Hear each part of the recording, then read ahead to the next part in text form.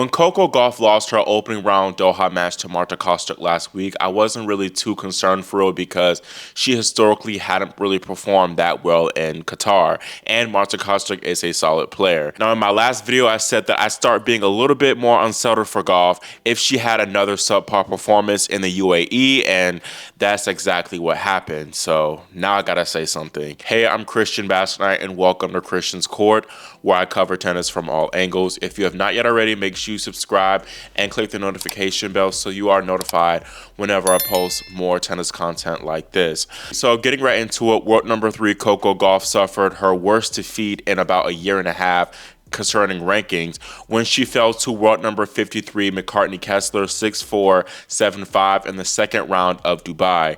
This is Gauff's first loss to a player ranked outside the top 50 since she fell to Sofia Kenin in the women first round back in 2023. Meanwhile, this is Kessler's first top 10 victory, and it was her first match even played against a top 5 opponent. Kessler defeated reigning Doha champion Amanda Anisimova in the opening round of Dubai 6-2, 6-3, and many Coco Puffs were happy about that, considering how on paper Anisimova was the bigger threat to Gauff. But Kessler showed us early on that she was definitely no chump change. The 25-year-old can definitely crack that ball, and a lot of the times she was the one in control of the baseline exchanges. Coco did have some early breakpoint chances. She had 5 in her opening 2 return games to be exact, but the third seed made some poor misses, not gonna lie, to let Kessler off the hook and settle into this match a lot faster. Gauff, being opportunistic, would end up catching up to her, as at 4-all, Kessler broke to get the lone break of the opening set. Coco continued struggling with her serve at the start of the second set, and that's when Kessler, she took advantage and broke her in that first game of the second set, namely attacking the weaker Gauff second serve. Now, Gauff is definitely at least top 5 returner on the WTA, but she struggled bad to break Kessler's serve in this match. The American Gauff just could not find her rhythm on return at all, and there were a few times where she tried to go out on the all-out attack, but it just did not work out for her. Coco, though, she did well to kind of hold her own on her serve, and she was cruising through a lot of her service games from that point forward in the second set. And she finally broke Kessler's serve for the first time to level up the match at 5-all. However, Coco's momentum shift was very short-lived, as the 20-year-old was immediately broken back before Kessler served out the win. Looking at the stats, I think the stat counter was a little bit too harsh with the unforced error count there, especially for Kessler. I believe Gauff definitely, though, made way too many unforced errors, especially on her return. Now, the stats that aren't shown are the first and second serve points won. Coco won 71% of her first serve points and 52% of her second serve points. Kessler, meanwhile, won 68% of first serve points and 66% of second serve points, which does not reflect well on Gauff, seeing that she allowed her opponent to win that many points off her second serve. Before I kind of go in a little bit and be a little bit more negative, I'm going to start being positive and focus on the silver lining. First being that Coco, again, she still is only 20 years old, and she has plenty of time to grow and become, that #1 player that I anticipated that she would become sooner rather than later. Also, Kessler, while she is ranked 53 in the world, McCartney is a much better player than that for sure, and I think that she'll be top 30 soon. She's won a couple of titles now. She won a title in Hobart, won a title, another 250 title in Cleveland late last year, so she's definitely coming up on the rise, and she'll for sure take more big scalps. Coco is now, though, on a 3-match losing streak, and this is the first time that she has lost 3 consecutive matches since the WTA Finals back in 2022. I honestly thought that after Coco won the WTA Finals last year and she won the United Cup this season, we would be entering into an era of Coco rising to the top of women's tennis. I thought that this would be her time, and she just seemed so tough to beat, with both her serve and forehands becoming like valid weapons rather than liabilities for her out there in the pressure moments. And then when you include her superb athleticism, it's just like that's a recipe for a world #1 player for real. And again, that United Cup form was some of the best tennis that I've ever seen from Coco, but it left her. That form left when she arrived in Melbourne for the Australian Open. I noticed a pattern with Coco, and it's that she'll start the season well, win a title, namely, Auckland, and then this year the United Cup, and then she'll play not as great in Melbourne. She'll then play, so-so from the Middle East swing all the way until maybe Rome and Roland Garros, where she'll pick it up again. Then she suffers a disappointing slam exit and hits the drawing board and locks in and comes back and goes on a good winning streak before having another, dip in form and playing mid-tennis again.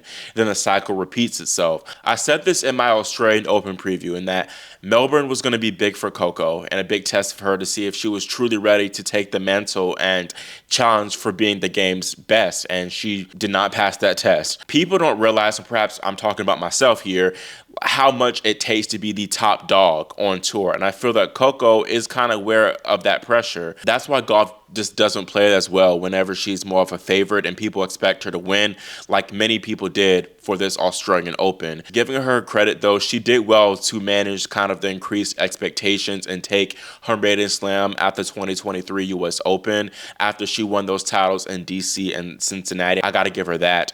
But last summer at Wimbledon, Gauff had a great chance of winning the whole thing, especially after Iga Swiatek and Aryna Sabalenka, they were out of the picture by the time the second week rolled around. But she played that poor match against Navarro at Wimbledon, and then she carried that subpar form into the Olympics and the US Open Series. It takes Coco a minute to get back to more of her high-level play after she hits a bit of a rough patch, especially compared to other top players.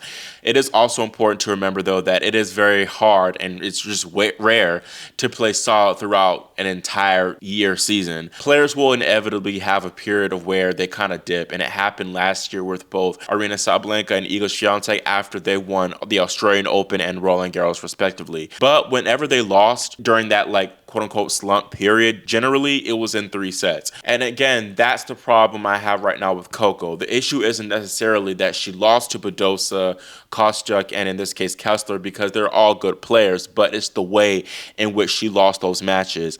First of all, she played poorly in these matches. I just gotta be blunt. It wasn't god awful, but it just wasn't good for her standards. Second, there's no way she should have lost these matches in straight sets. All of them, at least, should have been pushed to 3. Every last one. The Coco I know, at least from last year, she would have pushed it to 3 sets. It's not like these women just blew her off the court. Coco had looks to push this to 3 sets in every last match, particularly in the Kostyuk match in Doha, where she got up a break, led 4-2, and just the wheels kind of fell off for her at the end. Same thing with Badosa, she had an opportunity really to kind of take control of the second set, I believe, even though it was a slim opening. And then she kind of let Paula run away with it a little bit in the end there. And then 2 against Kessler, she did well to get the break back, but she lost the last 2 games of the match, which is very uncharacteristic for Gauff. I think Coco honestly has lost her ability to kind of scrap and grind out matches even when she's not playing her best. That winning ugly type of tennis. She did it a lot in 2024 in the early part of the year, and it helped her get these wins. But now she can't even push it to make it more of a competitive match, push it to 3 sets. Now, Coco did well to fight, for sure, in her 4th round match at the Australian Open against Belinda Bencic, but calling a spade,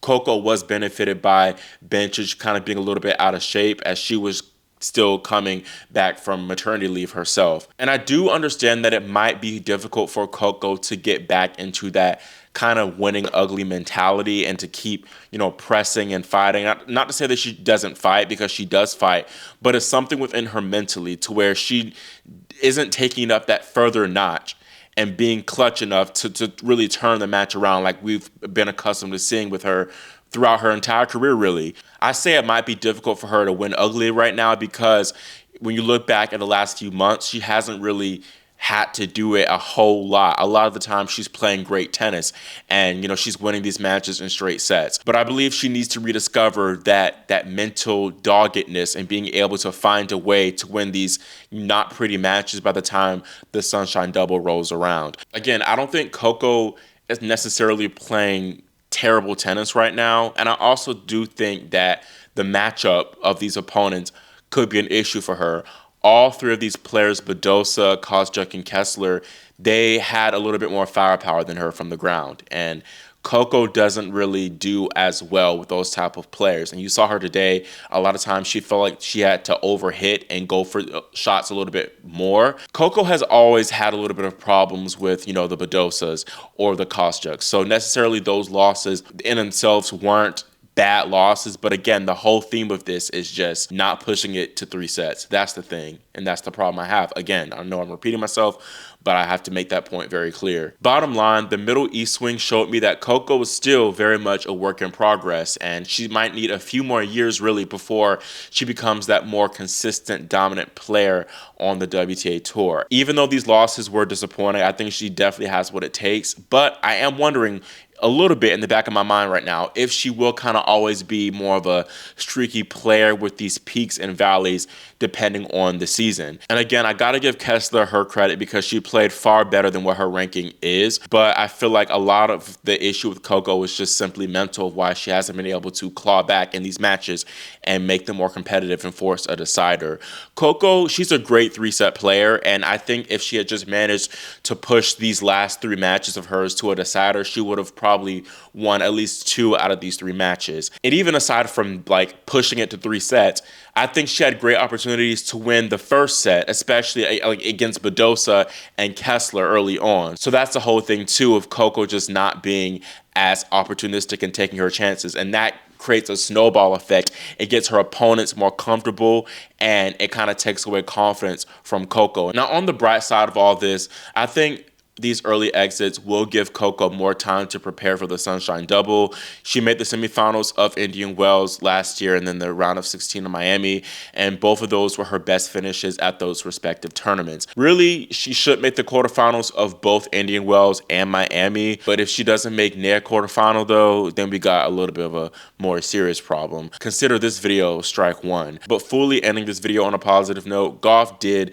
again start the season very well at the United Cup, and even if she doesn't play that well in the Sunshine Double, there's plenty of tennis to be played after that, so we just still gotta wait and see what she has in store for us. And I know I promised y'all a longer Coco Gauff deep dive video, but Coco is still at a very complex part in her career right now, so that video would be a mess in itself. Consider this video somewhat of an iteration of, that deep dive video. Not gonna lie, the big deep dive video might not come for another year or 2. But that is all I have for this video. Let me know your thoughts on Coco's recent losses and if the Coco Puffs should be concerned about Coco, or do you think that Coco's fans really shouldn't worry too much, at least until after the Sunshine Double. Again, make sure you subscribe and click the notification bell so you are notified whenever I post more content. Thank you all so much for watching and for your support, and I'll see you all next time here on Christian's Court.